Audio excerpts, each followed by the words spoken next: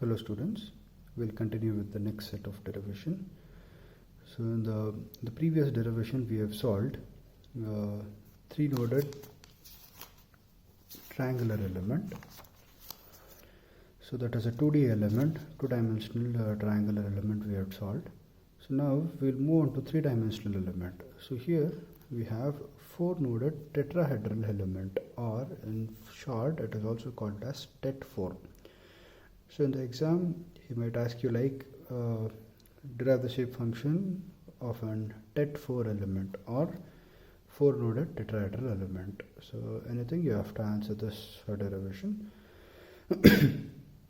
Now, in the earlier class I had said you in the earlier derivations we have derived one-dimensional element and two-dimensional element.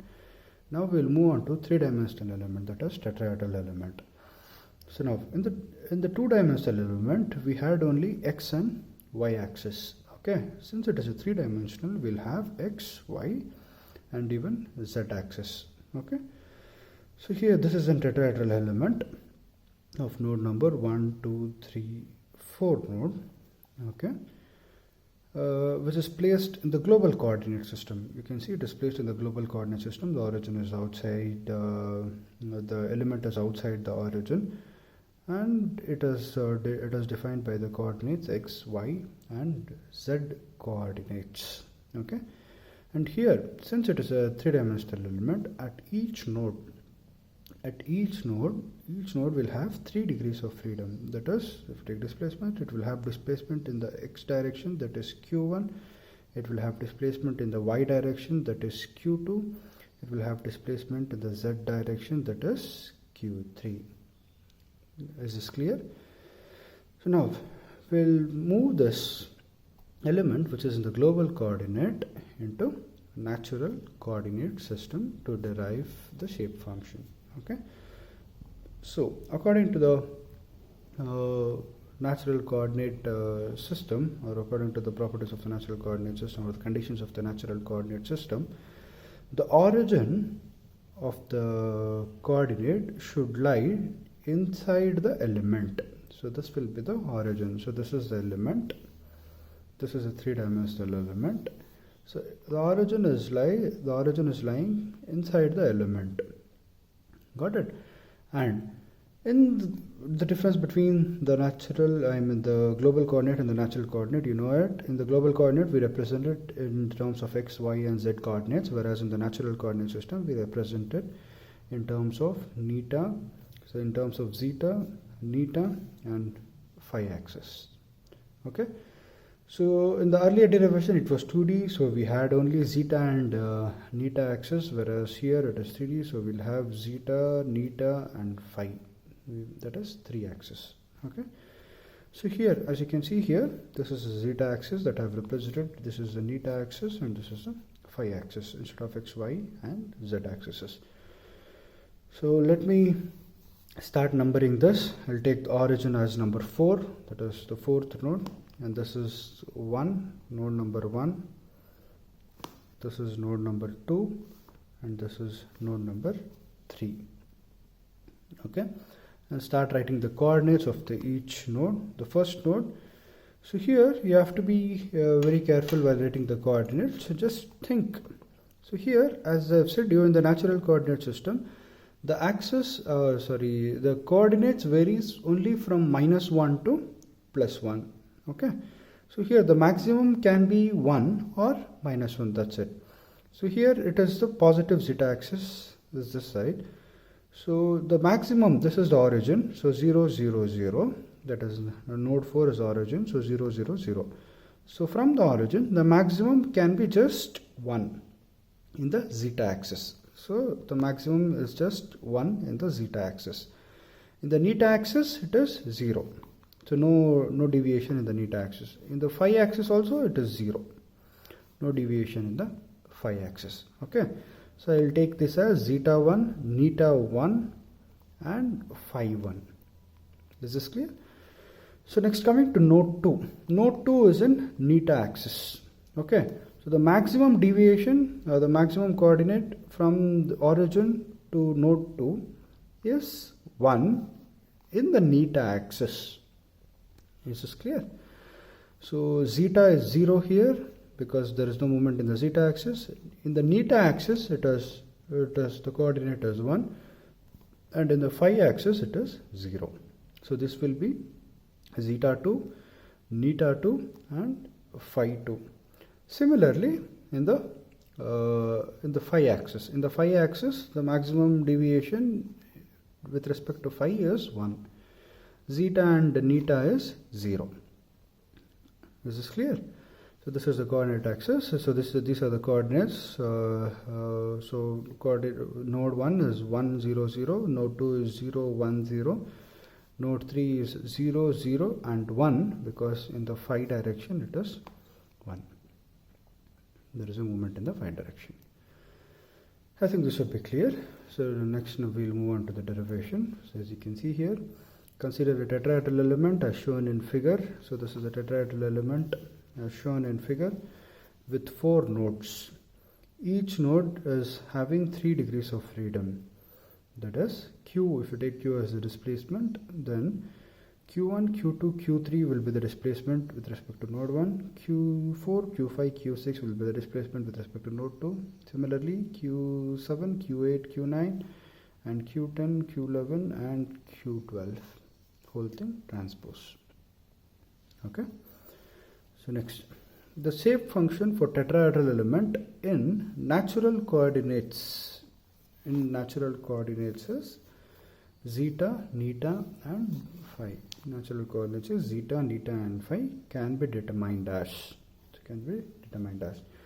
So we'll move on to the derivation. The first, shape function at node 1. So how do you write the shape function at, how do you derive the shape function for the node 1? So this is the node 1. In the earlier cases it was just 2-dimensional, so we used to take just one line. So similarly here, so since we are doing it for the node 1, consider the element that joins the origin from node 1 to the origin. That is, the element here is, the element is this element, and it shares the nodes 1 and 4. Is this clear? Or in other words, the element which is there in the zeta axis. Consider this element, that is the element between the nodes 1 and 4. So you can see here, to understand it in a much better way, I have drawn this element separately here, that is with between the nodes 1 and 4. Is this clear? So this element, okay, between the nodes 1 and 4. So now if you take this element, write the coordinates of this. The first with the node 1 coordinate is 1 0 0 and node 4 coordinate is 0 0 0 0 0 because it is in the origin. Okay. Now similar Lagrangian interpolation formulation, n1, since we are doing for the node 1, n1 is equals to, or I is equals to 1 here. So n1 is equals to, when you are doing for the node 1, you have to skip node 1 and write the other node, that is zeta minus zeta 4 divided by zeta 1 minus zeta 4. Zeta 1 minus zeta 4, that is nothing but zeta I minus zeta j. You remember that formula, right? Similar formulas that we used in the previous derivation. Okay, nothing changed in that. So this one we are not writing because zeta, if we write this one, it becomes zeta minus zeta 1, that is j, divided by zeta I is also 1 here because we are writing for the node 1, zeta 1 minus zeta 1. So I becomes j. So this condition does not satisfy. So when you are writing for the node 1, it is understood that you have to skip that node and write the other node. I think this would be clear, right? Now, the similar way like how you did in the previous derivations, just substitute the values of zeta 4, zeta 1 and zeta 4 here. So zeta minus, what is this is zeta 1, zeta 1, neta 1, phi 1. So what is zeta 4 here? Zeta 4, neta 4, phi 4. So zeta 4 is 0 and zeta 1 is 1. Just substitute it, you will get n1 is equals to zeta. Okay. Similarly, now we have got n1. Now go for node 2. So derive the shape function of the node 2. Consider the element that is in the neta axis, or consider the element that joins from node 2 to the origin. Okay, so this is the element that joins from node 2 to the origin. So it is between the nodes 2 and 4. Okay, so to simplify it, we not understand in a very simplified way, just write that element 2 and 4. Nodes, the element between the nodes 2 and 4. So coordinates of 2 is 0, 1, 0. Coordinate of 4 is 0, 0, 0 because it is origin. 0, 0, 0, 0, 1, 0. Now write the Lagrangian interpolation formula. So it is n2. So I is equals to 2. We are writing for the node 2.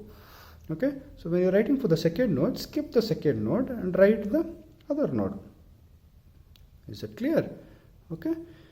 But here we are writing with respect to neta axis. We are writing with respect to neta axis. So instead of zeta here, you will have neta terms. Okay. So you will have neta minus neta 4. Similar to this, but instead of zeta, you will have neta. So you will have neta minus neta 4 divided by neta 2, not 1, because we are writing for the second node. Neta 2, that is I, neta I. Neta 2 minus neta 4. Okay. Now substitute this neta 4 and neta 2 here. So this is neta 2 is 0 and neta 4 is also, this is neta 2 is 1. This is zeta, this is neta, and this is phi. So neta 2 is 1. And neta 4 is 0 because all the three things is 0 here.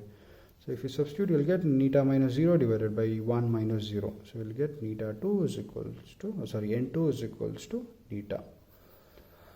Is this clear? Now go for node 3. Coming to node 3. So node 3, in order to derive the shape function, just consider the element which joins to the origin from the node 3 to the origin. So it is in the phi axis. It is in the phi axis. Just draw that element 3 and 4 in between the nodes 3 and 4 and write the coordinates of 3, that is 0, 0, 1. 3 is 0, 0, 1 and 4 we know it is origin, so it is 0, 0, 0. Okay. So now since it is in the phi axis, n3 will be phi minus phi 4 divided by phi 3 minus phi 4. Okay. So when you are writing for the Lagrangian interpolation polynomial, just skip this term because you are writing for the third node and only this term remains, and it is in the phi axis. Is this clear? Now substitute the values of phi 4 and phi 3. Phi 3 is 1, phi 4 is 0 here. So phi minus 0, that is phi 4 is 0, and phi 3 is this one, so that is 1 minus 0. So n3 will be equals to phi. So we have got all the three things. N1 is equals to zeta, N2 is equals to phi, and N3 is equals to, N2 is equals to neta, and N3 is equals to phi. So how many nodes is there in this element? If I have 1, 2, 3 and 4. So you have to derive 4 shape functions. We have derived 1, 2 and 3. The fourth one is pending. Okay, so we also have to derive this n4. In order to derive n4, there are two methods. So first one is very simple. Considering node 4, please forgive this scratched part, this one. So we know that from the properties of the shape function, what is from the properties of the shape function? The sum of all the shape functions should be equals to unity. Am I right? Just go through the properties of the shape function. We have already given in your notes. That is the sum of all the shape functions should be equals to unity. So here, since it is the 4 nodes, that is n1 plus n2 plus n3 plus n4 is equals to 1. So n4 is equals to 1 minus all these 3. That is 1 minus n1 minus n2 minus n3. n1, n2 and n3 values, you know it is zeta, neta and phi. If you substitute all these things n1 into n3 values, you'll get n4 is equals to 1 minus zeta minus neta minus phi. Very simple way. Or there is one more method to solve it. That is n4 is equals to. So n4 is equals to, take this, take the same thing. Take this element. So write the nodes that is connected from the node 4 to all the other nodes. Okay, so from 4 it is connected to 1, from 4 it is connected to 2, and from 4 it is connected to 3. Okay, so the diagram would be like this. This is 4, from 4 it is connected to 1, from 4 it is connected to 2, and from 4 it is connected to 3. Am I clear? Okay. So now write the Lagrangian interpolation polynomial for this figure. Okay. So you're writing for the fourth node. So forget this fourth node and write the Lagrangian polynomial function for all this 3. So if you write for the first node, we have zeta minus zeta 1 divided by zeta 4 minus zeta 1 because it is in the zeta axis. Okay. When you're writing for the second node, it is in the neta axis, that is neta minus neta 2 divided by neta 4 minus neta 2. When you're writing for this one, we have phi minus phi 3 divided by phi 4 minus phi 3. Just excuse me here. This should be, yeah, just excuse me here, there's a mistake here. So this should be phi minus phi 3. Phi minus phi 3 divided by phi 4 minus phi 3. Okay, it's just common. Zeta minus zeta 1, neta minus neta 2, and phi minus phi 3. 1, 2, and 3. And since I is 4 here, because you are writing for the fourth node, zeta 4, neta 4, and phi 4. And this one is same as the numerator, zeta 1, neta 2, and phi 3. Am I clear? Okay, now substitute all these values, zeta 1, neta 2, and phi 3, and zeta 4 values here in this equation. So we will get zeta minus zeta 1. You can see from the figure, this is zeta 1, this is zeta 2, neta 2, and phi 2. Okay, and this is zeta 3, neta 3, and phi 3. So you have zeta 1 value, and neta 2 value is 1, and phi 3 value is 1. So zeta 1 value is 1, neta 2 value is 1, and phi 3 value is 1. And zeta 4 you can see here, zeta 4 value is 0, neta 4 is 0, phi 4 is 0. So 0, neta 4 is 0, and phi 4 is 0.